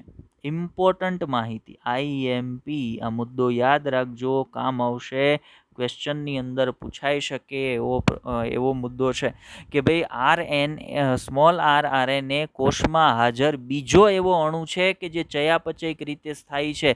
તો પ્રશ્ન મને એવો થયો, પહેલો ચયાપચયિક રીતે સ્થાયી અણુ કોણ? તો ભાઈ આપણો જે હીરો છે એ કોણ? ડીએનએ. ડીએનએ છે એ પહેલો કોષની અંદર આવેલો પહેલો ચયાપચયિક રીતે સ્થાયી અણુ કોણ છે? ડીએનએ છે. અને બીજો ચયાપચયિક રીતે સ્થાયી અણુ કયો છે? તો ભાઈ આર આરએનએ છે, રિબોઝોમલ આરએનએ છે. ચલો એનાથી આગળ વાત કરીએ કે આદિકોષ કેન્દ્રીય કોષ સજીવમાં. આદિકોષ કેન્દ્રીય કોષ સજીવ એટલે તો ભાઈ જેની અંદર કોષ કેન્દ્ર પટલ નથી આવેલો, કોષ કેન્દ્રને સ્પષ્ટ અલગ તારવી શકાતું નથી, એવા સજીવોને આદિકોષ કેન્દ્રીય કોષ સજીવો કહેવાય. તો એમાં ડીએનએનો એક નાનો ભાગ જે આર આરએનએનું નિર્માણ કરે છે. જો ઇમ્પોર્ટન્ટ માહિતી છે, ધ્યાનમાં લેજો કે આદિકોષ કેન્દ્રીય કોષ સજીવમાં આદિકોષ કેન્દ્રીય કોષ સજીવમાં જે આર આરએનએ છે એટલે કે રિબોઝોમલ આરએનએ છે, એ રિબોઝોમલ આરએનએના નિર્માણ માટે ડીએનએનો એક નાનો ટુકડો જવાબદાર હોય. ડીએનએનો એક સ્પેસિફિક ટુકડો હોય જેના પર આર આરએનએ બનાવવા માટેની માહિતી આવેલી હોય. હું અહીંયા સાઈડમાં તમને એક નાની આકૃતિ દ્વારા સમજાવવાનો પ્રયત્ન કરું કે આ આદિકોષ કેન્દ્રીય કોષ સજીવમાં જે ડીએનએ હોય એ કેવો હોય? દ્વિશૃંખલીય ગોળાકાર ડીએનએ હોય. દ્વિશૃંખલીય ગોળાકાર ડીએનએ છે. હવે આ ગોળાકાર ડીએનએનો અમુક ભાગ, લાઇકવાઇઝ હું તમને અહીંયા કહું, આટલો ટુકડો આ ડીએનએનો એવો છે કે જે આર આરએનએ બનાવવા માટેની માહિતી ધરાવે છે. મતલબ આના પર, આ ડીએનએ પર જે માહિતી હશે ને એના આધારે આર આરએનએનું નિર્માણ થાય છે. તો આર આરએનએના નિર્માણ માટે આદિકોષ કેન્દ્રીય કોષ સજીવના ડીએનએનો એક નાનો ટુકડો જવાબદાર હોય. ઈ ડીએનએના ટુકડાને સ્મોલ આર ડીએનએ કહેવાય. ઇમ્પોર્ટન્ટ વાત છે, યાદ રાખજો ભાઈ કે આદિકોષ કેન્દ્રીય કોષ સજીવની અંદર આર આરએનએ બનાવવા માટે માહિતી ધરાવતો જે ડીએનએનો ટુકડો હોય એને આર ડીએનએ કહેવાય, એટલે કે રિબોઝોમલ ડીએનએ તરીકે ઓળખવામાં આવે છે. આદિકોષ કેન્દ્રીય કોષ સજીવમાં આર આરએનએનું નિર્માણ કરવા માટે ડીએનએનો એક નિશ્ચિત ટુકડો જવાબદાર છે. ડીએનએનો આ નિશ્ચિત ટુકડો કે જેના પર આર આરએનએ બનાવવા માટેની માહિતી આવેલી હોય એને આર ડીએનએ, રિબોઝોમલ ડીએનએ તરીકે ઓળખવામાં આવે છે. જુઓ, ઇસ્ચેરેશિયા કોલાઈમાં કુલ ડીએનએ, ઇસ્ચેરેશિયા મતલબ આ આખો ડીએનએ છે ને ઇસ્ચેરેશિયા કોલાઈનો ગોળાકાર ડીએનએ છે. તો ઇસ્ચેરેશિયા કોલાઈનો જે કુલ ડીએનએ હોય ને એનો 3.2% ડીએનએ, એનો 3.2% ડીએનએ એવો હશે કે જે આર ડીએનએ તરીકે વર્તે છે. મતલબ ઇસ્ચેરેશિયા કોલાઈના કુલ ડીએનએનો 3.2% ડીએનએ છે ને એ રિબોઝોમલ ડીએનએ બનાવવા માટેની માહિતી ધરાવે છે. આગળ વધીએ, સુકોષ કેન્દ્રીય કોષ સજીવની વાત કરીએ. આદિકોષ કેન્દ્રીય કોષ સજીવની વાત તો થઈ ગઈ કે ભાઈ કઈ રીતે રિબોઝોમલ આરએનએ બને છે. સુકોષ કેન્દ્રીય કોષ સજીવમાં આર આરએનએ કોષ કેન્દ્રિકામાં બને છે. સુકોષ કેન્દ્રીય કોષ સજીવમાં આરઆરએનએ નું નિર્માણ ક્યાં થાય છે? કોષ કેન્દ્રિકામાં થાય છે. હવે કોષ કેન્દ્રિકા કઈ રીતે અસ્તિત્વમાં આવી હોય તો ધ્યાનમાં રાખજો, થોડીક વધારે ડિટેલમાં માહિતી થઈ જશે, પણ મને ધ્યાનમાં રહે એટલા માટે તમને કહી દઉં છું કે કોષ કેન્દ્રની અંદર જે રંગસૂત્ર આવેલ છે એમાં એક નિશ્ચિત પ્રકારનું રંગસૂત્ર, કોષ કેન્દ્ર પર આવેલ રંગસૂત્ર કે જેમાં એક નિશ્ચિત પ્રકારનું રંગસૂત્ર જેના પર સેટેલાઇટ હોય, ઉદાહરણ તરીકે આ જે છે અહીંયા એક આ પ્રકારનું રંગસૂત્ર છે, એક રંગસૂત્ર પર આ પ્રકારના સેટેલાઇટ આવેલા હશે. આ જે સેટેલાઇટિક પોર્શન છે ને આની અંદર એક નિશ્ચિત ડીએનએ આવેલો છે. આ ડીએનએ છે ને એ ડીએનએ સાથે પ્રોટીન મળે છે, બરાબર. અને એ શું બનાવે છે તો ભાઈ એ એક રચના બનાવે એને ન્યુક્લિયોસોમ કહેવાય, ન્યુક્લિયોસોમ અથવા એને ન્યુક્લિયોલ. આ જે ડીએનએ અહીંયા આવેલો છે ઈ પ્લસ પ્રોટીન જે રચના બનાવશે એની અંદરથી શેનું નિર્માણ થશે તો ભાઈ એની અંદરથી આરઆરએનએ નું નિર્માણ થાય છે. તો આ જે રચના બની એને જ આપણે શું કહેશું તો ભાઈ આ જે રચના બને છે એને જ આપણે કોષ કેન્દ્રિકા તરીકે ઓળખીશું. આ જે રચના બનશે ડીએનએ પ્લસ પ્રોટીનની જે રચના બનશે, પણ કયો ડીએનએ? નોર્મલ કોષ, નોર્મલ રંગસૂત્રનો ડીએનએ નહીં, એ સિવાયનો જે બીજો ડીએનએ આવેલો છે રંગસૂત્ર પર, એ ડીએનએ પ્લસ પ્રોટીન જે રચના બનાવશે એ રચનાથી કોષ કેન્દ્રિકા અસ્તિત્વમાં આવશે. ને એ કોષ કેન્દ્રિકાની અંદર મતલબ તમારા માટે ઇમ્પોર્ટન્ટ માહિતી શું છે, આ કઈ રીતે બને છે કોષ કેન્દ્રિકાની એ બહુ ધ્યાનમાં નથી લેતા, પણ એક ઇમ્પોર્ટન્ટ માહિતી, સુકોષ કેન્દ્રીય કોષ સજીવની અંદર આરઆરએનએ નું નિર્માણ ક્યાં થાય છે તો ભાઈ કોષ કેન્દ્રિકામાં થાય છે. ઇમ્પોર્ટન્ટ વાત છે, મારા માટે ધ્યાનમાં રાખવા જેવી વાત છે. ઓકે, તો આટલી માહિતી મારે કોના વિશે યાદ રાખવાની છે તો ભાઈ નોન જનીનિક આરએનએ નો પહેલો પ્રકાર જે છે જેને હું રિબોઝોમલ આરએનએ કહું છું, એના માટે મારે આટલી માહિતી છે એ ધ્યાનમાં રાખવાની છે. ચલો એનાથી બીજો જે પ્રકાર છે એના પર આવીએ, મતલબ નોન જનીનિક આરએનએ નો બીજો પ્રકાર. કયો બીજો પ્રકાર છે તો ભાઈ બીજો પ્રકાર છે સ્મોલ એમ આરએનએ, અથવા આને એમ આરએનએ પણ કહેવાય. સ્મોલ એમ બોલવું જરૂરી નથી, પણ આપણે છતાંય કહીએ છીએ કે ભાઈ એમ આરએનએ અથવા સ્મોલ એમ આરએનએ, એને મેસેન્જર આરએનએ પણ કહેવાશે, અને બીજું એને સંદેશાવાહક આરએનએ પણ કહેવાશે.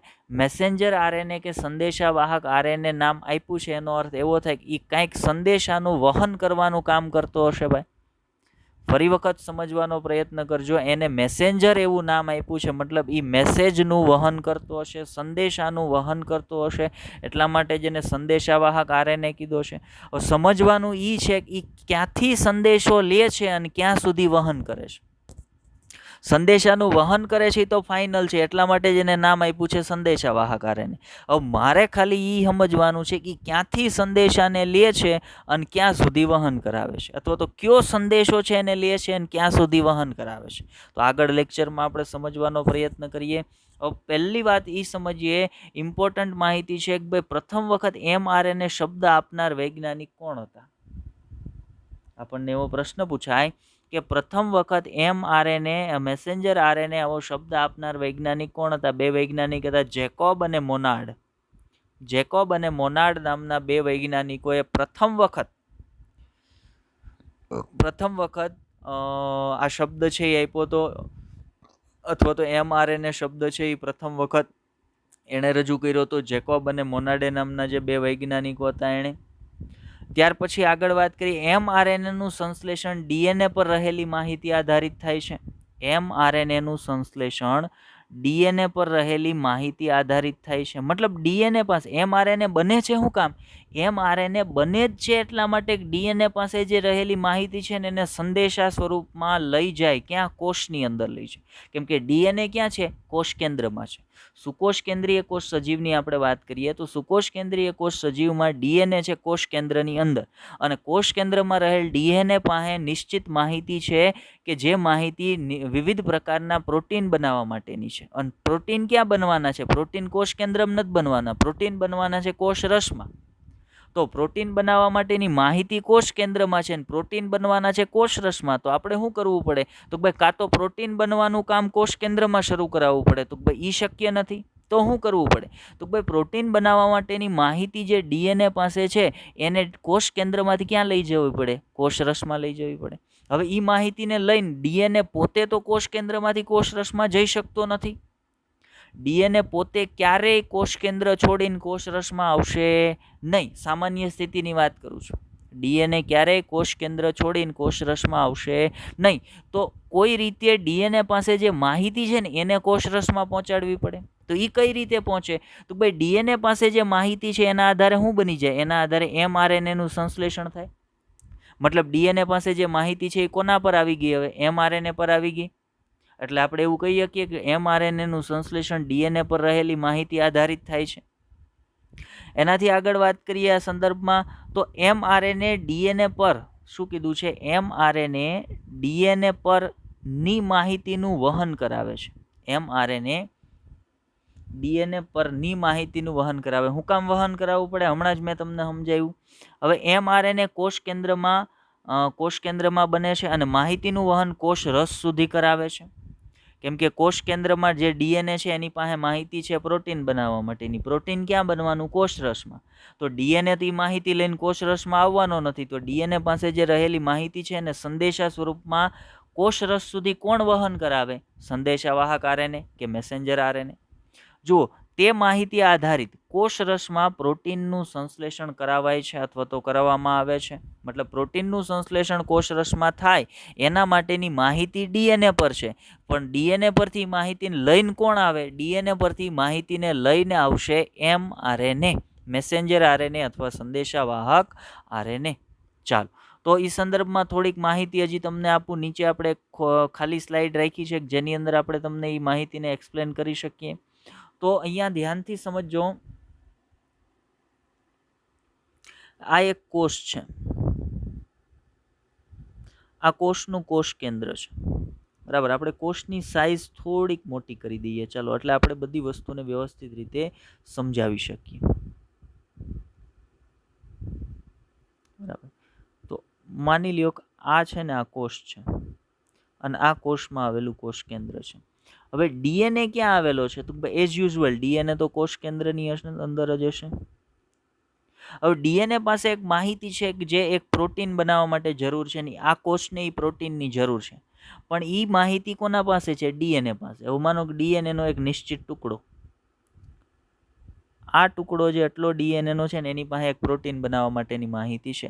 હવે એ ડીએનએના એ ટુકડા ઉપર જે માહિતી છે ને એ માહિતીને કોષરસમાં લાવવી પડે જો પ્રોટીન બનાવવું હોય તો. હવે એ માહિતી ડીએનએ તો પોતે લઈને કોષરસમાં નથી આવી શકતો. એટલે કોષ કેન્દ્રમાં શું થશે? ડીએનએ પાસે જે માહિતી છે ને એના આધારે, એ માહિતીના આધારે કોષ કેન્દ્રમાં આ પ્રકારનો એક આરએનએ બનશે. અને એ આરએનએ છે ને એ કોષ કેન્દ્ર પટલ પર છિદ્ર આવેલા હોય. આપણે કોષ કેન્દ્રનું બંધારણ ભણ્યા હોય ને ત્યારે આપણે વાત થઈ હોય કે એ છિદ્રો દ્વારા એ બહાર આવશે, અહીં કોષરસમાં આવે. હવે એમઆરએનએ પાસે માહિતી કઈ છે? જે ડીએનએ ઉપર હતી એ જ. અને ડીએનએ પર એની માહિતી હતી પ્રોટીન બનાવવા માટેની. એટલે આ એમઆરએનએ પાસે એની માહિતી હશે પ્રોટીન સંશ્લેષણ માટેની. હવે આ એમઆરએનએ પર કોષરસમાં જેવો એમઆરએનએ આવશે એટલે એના પર રિબોઝોમ જોડાશે. રિબોઝોમ જોડાયા બાદ એના પર એક એક એમિનો એસિડ આવીને જોડાતા જશે અને એમિનો એસિડની એક લાંબી શૃંખલા બનશે જેને આપણે પ્રોટીન કહીએ છીએ. મતલબ પ્રોટીન સંશ્લેષણ માટેની માહિતી કોષ કેન્દ્રમાંથી કોષ રસમાં લઈ આવવાનું કામ કોનું છે? તો ભાઈ એમઆરએનએનું છે. અને આ રીતે એનું વહન કરાવતા હોય. કારણ ડીએનએ છે ને બહાર નથી આવી શકતો. ડીએનએ છે એ બહાર નથી આવી શકતો. ડીએનએ શું કામ બહાર નથી આવી શકતો? ડીએનએ છે એ એકદમ સ્થાયી મોલેક્યુલ છે. ચયાપચયિક રીતે એ કોઈ પણ ચયાપચયિક પથની અંદર ભાગ લેતો નથી. એ માત્ર ને માત્ર માહિતીનો સંગ્રહ કરે છે અને એ માહિતીને જો કોષને આપવાની હોય તો પોતે નથી આપતો, પણ એ માહિતીને એમઆરએનએને આપે ને પછી એમઆરએનએ છે એ ડીએનએની માહિતીને લઈ અને કોષરસમાં આવે. હવે પ્રશ્ન મારા માટે એ છે કે ડીએનએ પરથી એમઆરએનએ બને છે કઈ રીતે? ડીએનએ પરથી એમઆરએનએ બને છે કઈ રીતે અને એ પ્રક્રિયાને શું કહેવાય? યાદ રાખજો, ડીએનએ પરથી એમઆરએનએ બનવાની પ્રક્રિયાને ડીએનએમાંથી આરએનએ બનવાની પ્રક્રિયા, એમઆરએનએ કયો ખાલી આરએનએ કયો કાંઈ ફેર નહીં પડે, એને કહેવાય પ્રત્યાંકન. પ્રત્યાંકન. હવે પ્રત્યાંકન કઈ રીતે થાય? તો આપણને ખબર છે કે ડીએનએ કેવો છે? ડબલ સ્ટ્રેન્ડેડ મોલેક્યુલ છે. મતલબ 2 પોલીન્યુક્લિયોટાઇડ શૃંખલાથી બનેલો છે. અને આરએનએ કેવો છે? સિંગલ સ્ટ્રેન્ડેડ મોલેક્યુલ છે. આરએનએ તો એક જ શૃંખલાથી બનેલો છે. તો થશે એવું કે જેટલો મતલબ આપણે જે માહિતીની વાત કરીએ છીએ કે એક પ્રોટીન બનાવવા માટેની માહિતી અહીંયાથી લઈ અને અહીંયા સુધી આવેલી છે. બરાબર, અહીંયાથી લઈ અને અહીંયા સુધી આવેલી છે. આટલો ડીએનએ નો ટુકડો છે ને એક નિશ્ચિત પ્રોટીન માટેની માહિતી ધરાવે છે. તો શું થશે? તો ભાઈ સૌથી પહેલું કામ થશે, એટલો જે ડીએનએ નો ટુકડો છે ને એના કુંતલો છે ને એને ખોલી નાખવામાં આવશે. આટલો ડીએનએ નો ટુકડો છે એના કુંતલોને ખોલી નાખવામાં આવશે. બાકીનો જે ડીએનએ છે એ એઝ યુઝ્યુઅલ જેમ છે એમનો એમ રહેશે. કારણ બાકીના ડીએનએ પર અત્યારે જે પ્રોટીન બનાવવાનું છે ને એના માટેની માહિતી નથી. બાકીના ડીએનએ પર માહિતી તો હશે જ કોઈ પ્રોટીન બનાવવા માટેની, પણ અત્યારે જે પ્રોટીન બનાવવાનું છે ને એના માટેની માહિતી ડીએનએના આટલા ટુકડા પર છે. તો એના કુંતલો ખુલી ગયા, મતલબ 2 પોલીન્યુક્લિયોટાઇડ શૃંખલા છે, 2 માંથી 1 પોલીન્યુક્લિયોટાઇડ શૃંખલા છે ને એના આધારે એમઆરએનએ બનશે. બંને પોલીન્યુક્લિયોટાઇડ શૃંખલાના આધારે એમઆરએનએ ન બને. 2 માંથી કોઈ 1 પોલીન્યુક્લિયોટાઇડ શૃંખલાના આધારે એમઆરએનએ બનશે. માનો કે આ પોલીન્યુક્લિયોટાઇડ શૃંખલા છે. હવે કઈ પોલીન્યુક્લિયોટાઇડ શૃંખલાના આધારે એમઆરએનએ બને એ પહેલા એક વાત સમજી લ્યો. એમઆરએનએ બનાવવા માટે એક ઉત્સેચક જવાબદાર હોય, એ છે આરએનએ પોલિમરેઝ. ઉત્સેચક કયો છે? RNA polymerase. ડીએનએ બનાવવા માટે કયો ઉત્સેચક હતો? DNA polymerase. તો આરએનએ બનાવવા માટે કયો ઉત્સેચક હોય? RNA polymerase. બીજું યાદ એ રાખજો કે આરએનએ પોલિમરેઝ પણ 5' કામ કરે. મતલબ ડીએનએ ની જે 2 પોલીન્યુક્લિયોટાઇડ શૃંખલા છે ને એના એ 2 માંથી જે પોલીન્યુક્લિયોટાઇડ શૃંખલા પર આરએનએ પોલિમરેઝ છે ને 5' કામ કરી શકશે ને એ પોલીન્યુક્લિયોટાઇડ શૃંખલાના આધારે એમઆરએનએ બનશે. હવે સમજો, હું અહીંયા એના છેડા નક્કી કરી દઉં તમને કે આ ડીએનએ નો 5' છેડો છે, બરાબર. આ પોલીન્યુક્લિયોટાઇડ શૃંખલાનો 5' છેડો છે, તો આ એનો 3' છેડો થયો. તો સામેનો આ 5' છેડો થયો અને આ 3' છેડો થયો, બરાબર. હવે આરએનએ પોલિમરેઝ કઈ દિશામાં કામ કરે? 5 to 3. તો આ 2 પોલીન્યુક્લિયોટાઇડ શૃંખલામાં 5 to 3 કામ કરી શકે નહીં. 5 to 3 કઈ પોલીન્યુક્લિયોટાઇડ શૃંખલામાં કામ કરી શકશે? 5 to 3 એ આ પોલીન્યુક્લિયોટાઇડ શૃંખલામાં કામ કરી શકશે. શું કામ? તો ભાઈ ડીએનએ ના કુંતલો ખુલવાની દિશા આ છે, બરાબર. તો 5 to 3 કન્ટિન્યુઅસ કઈ પોલીન્યુક્લિયોટાઇડ શૃંખલા પર? જો આ પોલીન્યુક્લિયોટાઇડ શૃંખલા પર કામ કરે ને તો એને ત્રુટક રીતે કામ કરવું પડે. આપણે જાણીએ ડીએનએમાં એ જ હતું કે 2 માંથી એક કોઈ પોલીન્યુક્લિયોટાઇડ શૃંખલા હશે ને જેના પર નવી પોલીન્યુક્લિયોટાઇડ શૃંખલા 5' to 3' બને. કેમ કે આરએનએ પોલિમરેઝ 5' to 3' કામ કરશે. એટલે આરએનએ જે બનશે એનો 5' છેડો પહેલા બનશે ને 3' છેડો પછી બનશે. મતલબ આ શૃંખલાનો અહીંયા કયો છેડો થવો જોઈએ? આ 3' છેડો થવો જોઈએ. આ 3' છેડો થવો જોઈએ. ત્યાં સામે નવી શૃંખલાનો તો જ આ 5' થાય ને. નવી શૃંખલાનો આ છેડો તો જ 5' થાય ને. તો અહીંયાથી આ શૃંખલાના આધારે એમઆરએનએ બનશે. તો ડીએનએની 2 પોલીન્યુક્લિયોટાઇડ શૃંખલામાંથી જે પોલીન્યુક્લિયોટાઇડ શૃંખલા એમઆરએનએ બનાવવા માટે માહિતી પૂરી પાડે ને એને કહેવાય ટેમ્પલેટ. યાદ રાખજો, એને કહેવાય ટેમ્પલેટ. એને ટેમ્પલેટ શૃંખલા કહેવાય. તો બીજી જે સામેની શૃંખલા છે એને શું કહેવાય? સામેની શૃંખલાને કહેવાય કોડિંગ શૃંખલા. કોડિંગ શૃંખલા કહેવાય. ડીએનએની 2 પોલીન્યુક્લિયોટાઇડ શૃંખલામાંથી જે પોલીન્યુક્લિયોટાઇડ શૃંખલા આધારે એમઆરએનએ બને એ પોલીન્યુક્લિયોટાઇડ શૃંખલાને ટેમ્પલેટ શૃંખલા કહેવાય. અને સામેની જેના આધારે એમઆરએનએ નથી બનતો એને કોડિંગ શૃંખલા કહેવાય. અને કઈ 2 માંથી કઈ પોલીન્યુક્લિયોટાઇડ શૃંખલા છે એ ટેમ્પલેટ તરીકે વર્તે? તો જે પોલીન્યુક્લિયોટાઇડ શૃંખલા પર આરએનએ પોલિમરેઝ 5' to 3' કામ કરી શકે. મતલબ આરએનએ 5' to 3' જે પોલીન્યુક્લિયોટાઇડ શૃંખલાના ઉપર બની શકે. મતલબ નવી બનતી શૃંખલા 5' to 3' બનવી જોઈએ તો જૂની શૃંખલાના 3' છેડાથી કામ શરૂ થવું જોઈએ. તો જૂની શૃંખલાનો માનો અહીંયા 3' છેડો થાય છે તો અહીંયાથી કામ આ દિશામાં આમ શરૂ થશે અને એમઆરએનએ બનશે. એટલા માટે આ ટેમ્પલેટ તરીકે વર્તશે અને સામેની શૃંખલા કોડિંગ તરીકે વર્તશે. ચાલો આ સંદર્ભમાં આગળ આપણે માહિતીની વાત કરી છે. શું કીધું છે જુઓ. આપણે કીધું છે એમઆરએનએ નું સંશ્લેષણ ડીએનએની 2 માંથી કોઈ એક પોલીન્યુક્લિયોટાઇડ શૃંખલા પરથી થાય છે. 2 પરથી ન થાય, 2 માંથી કોઈ એક પરથી. હમણાં જ આગળ મેં તમને સમજાવ્યું. હવે ડીએનએ પરથી એમઆરએનએ ના નિર્માણ માટે જે ઉત્સેચક જવાબદાર છે એ કયો છે? RNA polymerase, IMP. ડીએનએ પરથી આરએનએ બનવા માટે ઉત્સેચક આરએનએ પોલિમરેઝ કાર્ય કરે છે. બીજું, ડીએનએની જે શૃંખલા પરથી આરએનએ પોલિમરેઝ 5' to 3' કાર્ય કરે, જે શૃંખલા પર આરએનએ પોલિમરેઝ 5' કામ કરી શકે, મતલબ જે શૃંખલા પર આરએનએ પોલિમરેઝ 5' કામ કરે ને એ શૃંખલા પોતે કેવી હોવી જોઈએ? 3 to 5 હોવી જોઈએ ને. મતલબ તમે વાત સમજો કે આ એક શૃંખલા છે, આ શૃંખલાનો અહીંયા 3' છે અને અહીંયા 5' છે. તો નવી શૃંખલાનો 5' અહીંયા આવે ને, નવી શૃંખલાનો અહીંયા 3' આવશે ને, અહીંયા 3' નવી શૃંખલાનો આવશે ને અહીંયા 5'. તો આરએનએ પોલિમરેઝે 5 to 3 કામ કરવું હોય તો આરએનએ પોલિમરેઝે અહીંયા જોડાવવું પડે, તો જ નવી શૃંખલાનો 5' છેડો અહીંયા બને ને. એટલે ટેમ્પલેટ તરીકે કોણ વર્તે? જે શૃંખલા 3' to 5' ગોઠવાયેલી હોય ને ડીએનએની ઈ શૃંખલા ટેમ્પલેટ તરીકે વર્તશે. જે શૃંખલા 3' to 5' ગોઠવાયેલી છે ડીએનએની ઈ પોલીન્યુક્લિયોટાઇડ શૃંખલા ટેમ્પલેટ તરીકે વર્તશે. સામેની શૃંખલા છે ઈ કોડિંગ તરીકે વર્તશે. મતલબ જે પોલીન્યુક્લિયોટાઇડ શૃંખલા 3 to 5 ગોઠવાયેલી હશે ને, 3 to 5 ગોઠવાયેલી હશે ને, ઈ પોલીન્યુક્લિયોટાઇડ શૃંખલા આધારે mRNA છે ઈ બનવાનો છે. કારણ કે આરએનએ પોલિમરેઝ છે ઈ 5' to 3' કાર્ય કરી શકે છે. ચાલ આગળ વાત કરીએ તો શું કીધું? mRNA પર, જો ડીએનએ પરથી mRNA બનવાની પ્રક્રિયાને શું કહેવાય? પ્રત્યાંકન તરીકે ઓળખવા. મતલબ ડીએનએ માંથી આરએનએ બનવું એટલે પ્રત્યાંકન.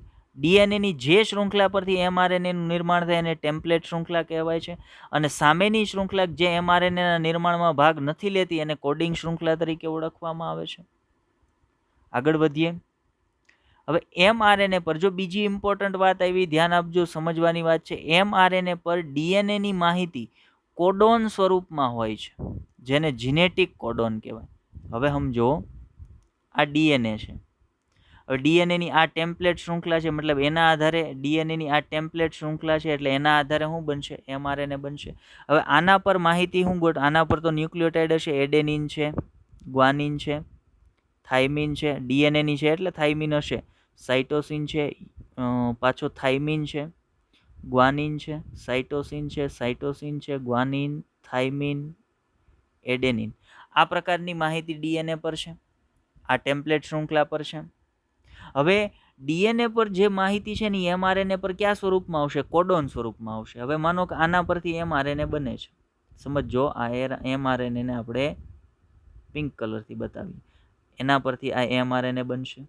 આ mRNA બન્યું તો એડેનિનની સામે શું આવશે? આરએનએ છે એટલે થાઇમિન નો આવે, શું આવે? યુરેસિલ. ગ્વાનિનની સામે સાઇટોસિન, થાઇમિન સામે એડેનિન, ગ્વાનિન, સાઇટોસિન સામે ગ્વાનિન, થાઇમિન સામે એડેનિન, ગ્વાનિન સામે સાઇટોસિન, સાઇટોસિન સામે ગ્વાનિન, પાછો ગ્વાનિન, અહીંયા સાઇટોસિન, અહીંયા એડેનિન અને અહીંયા યુરેસિલ. આ પ્રકારે mRNA બનશે. હવે mRNA પર ડીએનએ પરથી જે માહિતી આવી હોય ને કોડોન સ્વરૂપમાં હોય. દરેક કોડોન કેટલા ન્યુક્લિયોટાઇડથી બનેલો? ઇમ્પોર્ટન્ટ માહિતી, સમજવા જેવી માહિતી. mRNA પર જે માહિતી ડીએનએ પરથી આવે ને કોડોન સ્વરૂપમાં હોય અને દરેક કોડોન કેટલા ન્યુક્લિયોટાઇડથી બનેલો હોય? 3 ન્યુક્લિયોટાઇડથી. મતલબ આ એક કોડોન કહેવાય. આ એક કોડોન છે. શું છે? UCA આ એક કોડોન છે. બીજો કોડોન GAC આ બીજો કોડોન છે. પછી GGC આ ત્રીજો કોડોન છે. AUG માનો છેલ્લે કરી દઉં તો આ ચોથો કોડોન થઈ ગયો. મતલબ ડીએનએ પરથી mRNA પર જે માહિતી આવે ને કોડોન સ્વરૂપમાં આવે. દરેક કોડોન કેટલા ન્યુક્લિયોટાઇડથી બનેલો હોય? 3 ન્યુક્લિયોટાઇડથી બનેલો હોય. આ કોડોનને શું કહેવાય? આ કોડોનને જીનેટિક કોડોન કહેવાય. અને 3 ન્યુક્લિયોટાઇડથી બનેલો દરેક કોડોન છે ને એ એક એમિનો એસિડ બનાવે. 3 ન્યુક્લિયોટાઇડથી બનેલો દરેક જનીનિક કોડોન છે એ એક એમિનો એસિડનું સંકેતન કરે. મતલબ આ 3 અક્ષર જે છે UCA આનો અર્થ થાય છે એક એમિનો એસિડ. આ બીજા 3 અક્ષરનો અર્થ થાય બીજું એમિનો એસિડ. ત્રીજા 3 અક્ષરનો અર્થ થાય ત્રીજું એમિનો એસિડ. ચોથા 3 અક્ષરનો અર્થ થાય ચોથું એમિનો એસિડ. કારણ કે ડીએનએ પરથી mRNA બને શું કામ? પ્રોટીન સંશ્લેષણ માટે જ બને. મતલબ mRNA પર પ્રોટીન સંશ્લેષણની માહિતી છે. પ્રોટીન સંશ્લેષણમાં હોય શું? Amino acid. મતલબ mRNA પર એમિનો એસિડ બનાવવા માટેની માહિતી હોય. અને માહિતી કયા સ્વરૂપમાં હોય? Genetic codon. અને દરેક કોડોન કેટલા ન્યુક્લિયોટાઇડથી બનેલો હોય? 3 ન્યુક્લિયોટાઇડથી બનેલો હોય છે. ચાલો, ક્લિયર થઈ વાત? આગળ વધીએ. દરેક જીનેટિક કોડોન કેટલા ન્યુક્લિયોટાઇડથી બનેલો છે? મેં હમણાં જ કીધું દરેક જેનેટિક કોડોન છે એ 3 ન્યુક્લિયોટાઇડથી બનેલો હોય છે. હવે mRNA નો દરેક જીનેટિક કોડોન એક એમિનો એસિડ બનાવવાની માહિતી આપે છે. એક્ઝામ્પલ તરીકે માનો 3 ન્યુક્લિયોટાઇડની જોડી એટલે એક કોડોન 3 ન્યુક્લિયોટાઇડ છે AUG. તો એનો અર્થ એવો થાય કે આ સંકેત છે મિથિયોનિન એમિનો એસિડ બનાવવા માટે. મતલબ આ એક mRNA છે. mRNA એમાં અહીંયા જી. આમ 3 ન્યુક્લિયોટાઇડ ક્રમમાં ગોઠવાયેલ છે એટલે આ એક કોડોન બન્યો. હવે ડીએનએ પરથી એમઆરએનએ બન્યો, એમઆરએનએ કોષ રસમાં આવ્યો, આના પરથી પ્રોટીન બનવાનું શરૂ કરવાનું છે. તો આ એમઆરએનએ પર અહીંયા જોડાશે રિબોઝોમ, અને આ 3 કોડોનને વાંચશે. મતલબ આ પહેલા 3 ન્યુક્લિયોટાઇડનો જે કોડોન છે ને એને વાંચશે, ને એના આધારે આ રિબોઝોમ ઉપર એક એમિનો એસિડ બનશે. એ એમિનો એસિડ કયો હશે? મિથિયોનિન. માનો બીજો આવશે કોડોન CCC, એટલે અહીંયા લખેલ છે CCC. તો એ 3 ન્યુક્લિયોટાઇડનો જે કોડોન બન્યો એનો અર્થ થાય છે પ્રોલિન એમિનો એસિડ. એટલે આ જે રિબોઝોમ છે એ ત્યાંથી આગળ અહીંયા આવશે. તો એના પર એક તો પહેલેથી હતું જ મિથિયોનિન, બીજો કોડોન એને વાંચ્યો એટલે એના પર બીજું એમિનો એસિડ જોડાણું. આમ કન્ટિન્યુઅસ એમઆરએનએ પર જે 3 અક્ષરના કોડોન હોય ને એ કોડોનને વાંચતા જાય ને એની અંદર એક એક એમિનો એસિડ ઉમેરાતું જાય, કેમ કે દરેક 3 ન્યુક્લિયોટાઇડથી બનેલો કોડોન એ એક એમિનો એસિડનું સંકેતન કરે છે. ચાલો, આટલું સમજાણું. હવે એના આધારે આપણે તમને એક પ્રશ્ન પૂછી લઈએ. પ્રશ્ન શું છે? તો એક ક્વેશ્ચન છે, 10 એમિનો એસિડ બનાવવા માટે એમઆરએનએ પર કેટલા ન્યુક્લિયોટાઇડ હોવા જોઈએ? ધ્યાનથી સમજજો પ્રશ્નને. કેટલા કોડોન હોવા જોઈએ એ નથી પૂછ્યું, કેટલા કોડોન હોવા જોઈએ એવું નથી પૂછ્યું. મેં એવું પૂછ્યું છે 10 એમિનો એસિડ બનાવવા માટે એમઆરએનએ પર કેટલા ન્યુક્લિયોટાઇડ હોવા જોઈએ. ચલો, આ તમારો HW હોમવર્કનો ક્વેશ્ચન છે. બરાબર, બધાએ ફરજિયાત આન્સર કરવાનો છે. હોમવર્કનો ક્વેશ્ચન નંબર 1 છે. આગળ વધીએ. ત્યાર પછી શું વાત કરવાની છે? ત્યાર પછી વાત કરીએ, ડીએનએ પર જનીનિક માહિતી હોય છે. આ માહિતી એમઆરએનએ પર કોપી કરવામાં આવે છે. કઈ રીતે? ટેમ્પલેટ પરથી આવે. આ માહિતી જીનેટિક કોડોનના સ્વરૂપમાં હોય છે. દરેક જીનેટિક કોડોન 3 ન્યુક્લિયોટાઇડથી બનેલો હોય છે. એક એમઆરએનએ પર ઘણા બધા જીનેટિક કોડોન હોઈ શકે. એક એમઆરએનએ પર ઘણા બધા જીનેટિક કોડોન હોઈ શકે, કેમ કે એક પ્રોટીન એક એમિનો એસિડનું ન બનેલું, એક કરતાં વધારે એમિનો એસિડનું બનેલું હોય. તો એક કરતાં વધારે એમિનો એસિડ બનાવવા માટે એક એમઆરએનએ પર એક કરતાં વધારે કોડોન હોવા જોઈએ ને, એટલે કીધું છે. બીજું, એમઆરએનએ પર જીનેટિક કોડોનનો ક્રમ પ્રોટીન શૃંખલામાં એમિનો એસિડનો ક્રમ નક્કી કરશે. બીજું, કુલ જે કોષમાં આરએનએ આવેલ હશે એમાં એના 3 થી 5% આરએનએ ક્યાં હશે? એમઆરએનએ. આઈએમપી 70 થી 80% આરઆરએનએ હતા, 3 થી 5% ક્યાં હશે? એમઆરએનએ હશે. ચાલો આગળ વધીએ. ત્યાર પછી શું જોવાનું છે? ત્યાર પછી જુઓ, સુકોષ કેન્દ્રીય કોષમાં. આ સંદર્ભની માહિતી આમ તો આપણે કાલના લેક્ચરમાં વધારે થોડીક ડિટેલમાં આ સંદર્ભે જોશું, પણ અત્યારે જોઈ લઈએ કે સુકોષ કેન્દ્રીય કોષ સજીવોમાં એમઆરએનએ મોનોજીનેટિક અથવા એમઆરએનએ મોનોસિસ્ટ્રોનિક એમઆરએનએ કહેવાય. હવે સિસ્ટ્રોન કે જીનેટિકનો, મોનોજીનેટિક કે મોનોસિસ્ટ્રોનિકનો અર્થ શું થાય છે? તો ભાઈ એવો આરએનએ જેના પર એક જ જનીનની માહિતી હોય. મતલબ સુકોષ કેન્દ્રીય કોષ સજીવનો જે આરએનએ હોય ને એ આરએનએ પર એક જ જનીનની માહિતી હોય, એટલે એને મોનોજીનેટિક અથવા મોનોસિસ્ટ્રોનિક આરએનએ કહેવાય. જ્યારે આદિકોષ કેન્દ્રીય કોષનો જે આરએનએ હોય ને એના પર આ 1, આ 2 અને 3, મતલબ એક કરતાં વધારે જનીનની માહિતી હોય. એક જ એમઆરએનએ પર એક કરતાં વધારે જનીનની માહિતી હોય. મતલબ કે આદિકોષ કેન્દ્રીય કોષનો જે એમઆરએનએ હોય ને, આદિકોષ કેન્દ્રીય કોષનો જે એમઆરએનએ હોય ને એ એક એમઆરએનએ પરથી 1, 2 અને 3 પ્રોટીન બની શકે. જ્યારે આપણો જે એમઆરએનએ હોય, મતલબ સુકોષ કેન્દ્રીય કોષ સજીવનો એમઆરએનએ હોય ને એના પર એક જ જનીનની માહિતી હોય, એટલે એના પરથી એક જ પ્રોટીન બની શકે. એટલે આપણા એમઆરએનએ કેવો કહેવાય? મોનોજીનેટિક અથવા મોનોસિસ્ટ્રોનિક. જ્યારે આદિકોષ કેન્દ્રીય કોષ સજીવના એમઆરએનએ કેવો કહેવાય? તો ભાઈ એને પોલી, એક કરતાં વધારે છે, 2 કરતાં વધારે, એટલે એને પોલિસિસ્ટ્રોનિક કહેવામાં આવશે.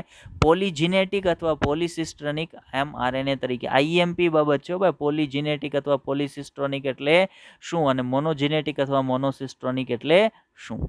ચાલો જોઈએ એ સંદર્ભમાં આગળ શું કીધું છે. તો મેં જે વાત કરી એ જ મુદ્દો આપણે લખી દીધો છે કે આદિકોષ કેન્દ્રીય કોષ સજીવમાં એમઆરએનએને પોલિસિસ્ટ્રોનિક એમઆરએનએ અથવા પોલીજીનેટિક એમઆરએનએ તરીકે ઓળખવામાં આવે છે. હવે એમઆરએનએનું સ્ટ્રક્ચર હજી આપણે ભણવાનું છે. એમઆરએનએના બંધારણમાં કેવા કેવા ભાગ હોય છે, એમઆરએનએ કઈ રીતે કાર્ય કરે છે, એ બધી માહિતી સંદર્ભ આપણે વાત કરવાની છે. પણ એને હવે આપણે આજના લેક્ચરમાં સમાવતા નથી. આજના લેક્ચરમાં આટલી જ માહિતી રાખીએ છીએ. લેક્ચરનું ડ્યુરેશન ઘણું બધું થઈ ગયું છે, એટલે આજના લેક્ચરમાં બસ આટલું જ રાખીએ છીએ. હું તમને 1-2 હોમવર્કના ક્વેશ્ચન આપી દઉં, બરાબર, આજના લેક્ચર સંદર્ભે. તો પહેલો હોમવર્કનો ક્વેશ્ચન ધ્યાનથી સાંભળજો. પહેલો હોમવર્કનો ક્વેશ્ચન ધ્યાનથી સાંભળજો. ડીએનએની અથવા તો કઈ ડીએનએની શૃંખલાને, ધ્યાનથી સાંભળજો, કઈ ડીએનએની શૃંખલાને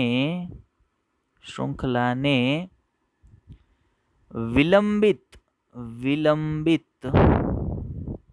શૃંખલા કહેવાય છે.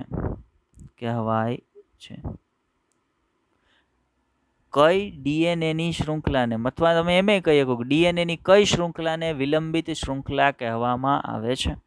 બરાબર. જે બહારથી અંદર તરફ, ધ્યાન આપજો, જે બહારથી અંદર તરફ બનતી હોય, ડીએનએની કઈ શૃંખલાને વિલંબિત શૃંખલા કહેવામાં આવે છે કે જે બહારથી અંદર તરફ બનતી હોય. બરાબર. પ્રશ્ન ન સમજાય તો ધ્યાનથી 1-2 વખત વાંચજો, સમજવાનો પ્રયત્ન 1-2 વખત સાંભળજો, એટલે સમજાશે પ્રશ્ન શું કહેવા માંગે છે. ઓકે, બીજો પ્રશ્ન તમારો શું છે? બીજો પ્રશ્ન વિલંબિત શૃંખલા પરનો જ છે. તો બીજો પ્રશ્ન ધ્યાનથી સમજો, સાંભળો. વિલંબિત શૃંખલા, ધ્યાનથી સાંભળજો પ્રશ્નને. વિલંબિત શૃંખલા જે ટેમ્પલેટ પર બને, તે ટેમ્પલેટની બહારથી અંદર તરફ દિશા શું હશે? ટેમ્પલેટ શૃંખલાની બહારથી અંદર તરફની દિશા શું હશે? પણ કઈ ટેમ્પલેટ? જે ટેમ્પલેટ પર વિલંબિત શૃંખલા બનતી હોય, ડીએનએની ટેમ્પલેટની બહારથી અંદર તરફની દિશા શું હશે? ટેમ્પલેટની બહારથી અંદર તરફની દિશા શું હશે? મતલબ 5' થી 3' હશે કે 3' થી 5' હશે? એની અંદરથી તમારે આન્સર આપવાનો છે. મતલબ 2 ક્વેશ્ચન મેં તમને અહીંયા કીધા, 1 હોમવર્કનો ક્વેશ્ચન મેં તમને આગળ આપી દીધો છે. મતલબ 3 હોમવર્કના ક્વેશ્ચન છે એ આપણે તમને આ લેક્ચરની અંદર આપીએ છીએ. ચાલો, તો લેક્ચરને ધ્યાનથી જોજો, સમજવાનો પ્રયત્ન કરજો. ન સમજાતી બાબતોને કોમેન્ટ કરજો, આપણે ફરી એક વખત તમને સમજાવીશું. અને જે ક્વેશ્ચન છે એ બધા ક્વેશ્ચન ઇમ્પોર્ટન્ટ છે, તો આન્સર કરજો બધા કોમેન્ટની અંદર. ચાલો, બેસ્ટ ઓફ લક.